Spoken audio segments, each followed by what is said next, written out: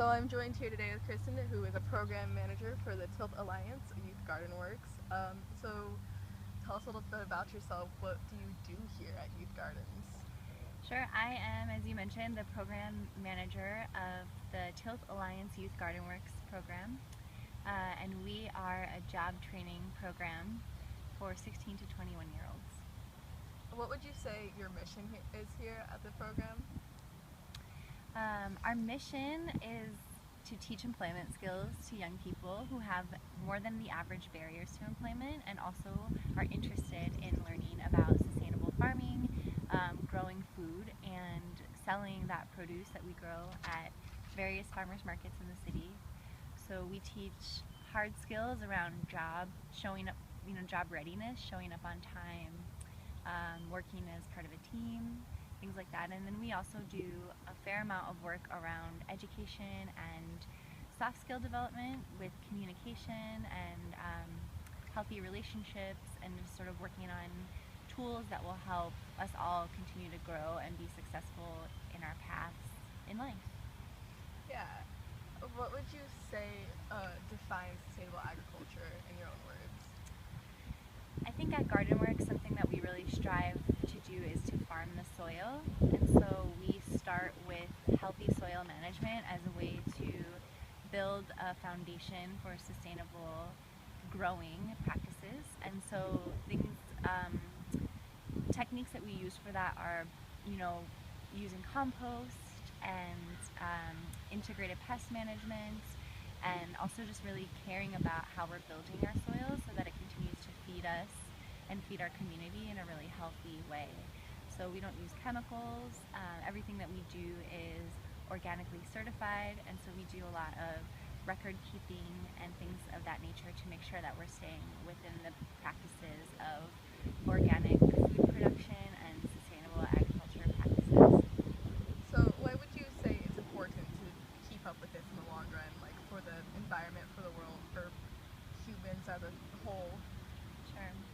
I think, there is an interconnectedness to what we as humans experience, and I think we're often really disconnected from the awareness of that.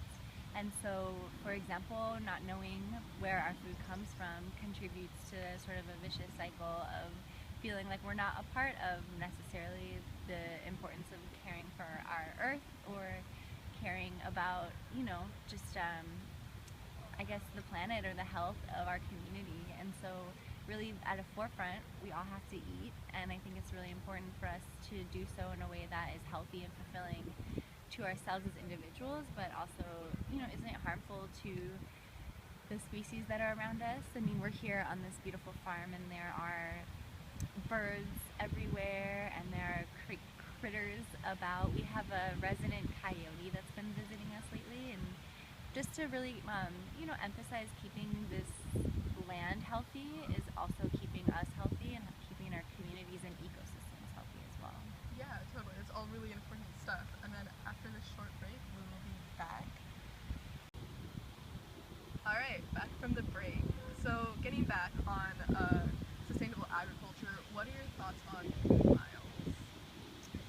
I think food miles is an interesting concept to understand local food, and I think something that's always helped me to sort of understand the concept is if you were to convert the calories of energy that it takes, for example, to ship a tomato from Mexico to Seattle, to the calories of energy that you get from eating that, it's a really unsustainable difference, right? If you think about outputs versus inputs. And so thinking about localizing food also means eating seasonally, and it also means conserving energy and decreasing those food miles, right? And decreasing our dependency on fossil fuels, which has broader implications around climate change and a lot of other things. And so I think, in a way, even the small act of eating breakfast can be something that has profound effects on the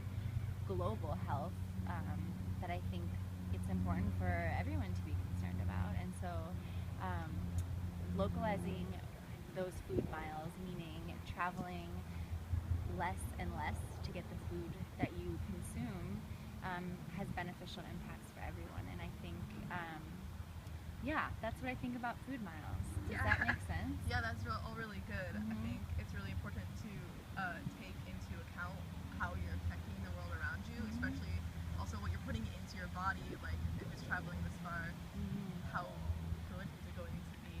Right, in terms of nutrients and Yeah. things like that. I think the other piece around localizing the food system is also, you know, you're putting money in the hands of people in your community.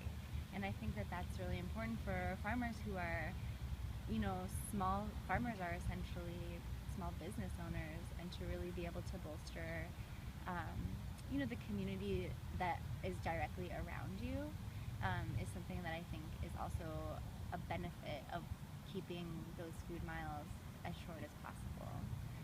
So this farm, we're at the Center for Urban Horticulture, and we are right across from the U Village Mall.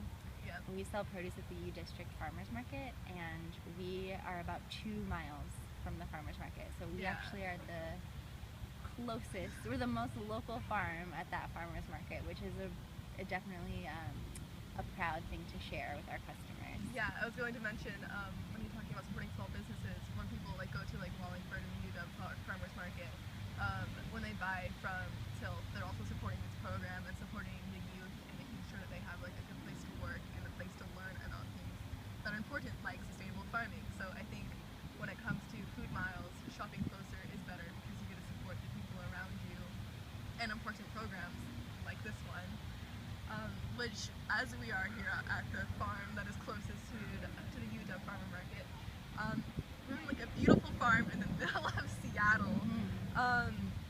With that, we are in the middle of a big city. What are your hopes and concerns for like industrial agriculture, like this farm? Like, you mean large scale agriculture, industrial so agriculture? as civilization expands outwards and cities build up, and there's not a lot of room for farming, as we get more and more farms that are in the middle of the city, what are your thoughts on that and your concerns? Yeah, well, I think you're right when you say here we are on this beautiful farm, and it doesn't really feel like we're in the city. We're on about an acre, but we are literally across from the mall. Yeah. You know, and I think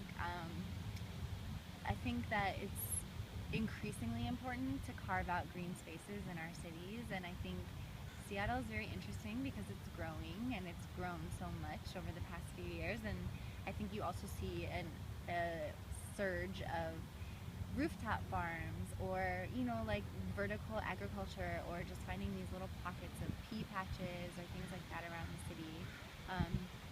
So I think it's important to really cultivate those spaces and to protect those spaces too, right? Like to keep development in some cases at bay. So I would say that that's my hope is that there are still green spaces available to us, and that the soils are healthy and they're not negatively impacted by construction or things of that nature. Yeah, so that's something that I guess I would hope for. The concern I think often that comes up is that people think that there's maybe not enough land to grow the food as our population expands, and I think something we've really explored as part of this program is that's not necessarily true, right? It's a matter of access, and really making sure that there is equity in access to healthy food for everyone, and that includes people that are living, you know, in Eastern Washington, or also living in Seattle and living in pockets or maybe neighborhoods that don't have grocery stores or don't have, you know, healthy food options. And I think it's increasingly important to have growing spaces like that where folks can grow their own food and learn about sustainable agriculture and learn about sustaining themselves and their families and communities. Yeah, I think it's really important to try and prevent things like food deserts from happening, and keeping people healthy and making sure they have good food to eat, because if we don't take the measures to make sure that there are the places in order to get the good food, then we failed step one. Absolutely.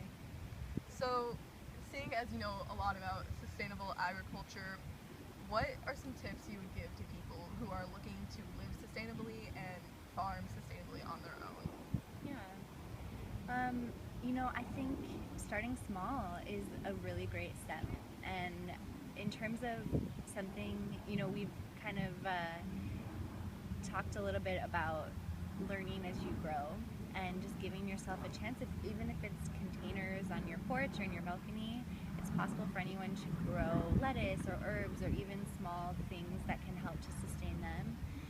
I think knowing farmers and going to the farmers market and meeting the people who are growing your food and looking them in the eyes and thanking them is a really important step towards building sustainability within our lives. I think there's so many resources out there, and I think it's really important for people to just build awareness. And I think part of that just comes with even the work that you're doing right now, Chloe, which is embracing this topic and trying to dive deeper into it. I think it's easy to be disconnected from our food system. We have a broken food system, and it's easy to not really think about it. Um, and it's also easy to take small steps to change that. And I think a little goes a long way when it comes to just building small practices for sustainability, like walking a few times a week or riding the bus or riding your bike or things like that. I think there are ways that, people can continue to get involved, and there's a lot of beautiful projects that are happening in this city. And it's, in a way, I think it's a really great place to live because there are so many folks that are interested in sustainability. So there's a lot of ways to get involved. Yeah, I think you've touched on a lot of really important subjects here. I feel like I personally have learned a lot, and I feel like you have such a strong and really good, important view on this, and it's really easy to tell that you care a lot about this subject, and I'm glad to know that there are people that care so much in the world. And thank you for helping me with this project and also talking about something that you're clearly passionate about. It's been really great talking to you, so thank you. Thank you. Yeah.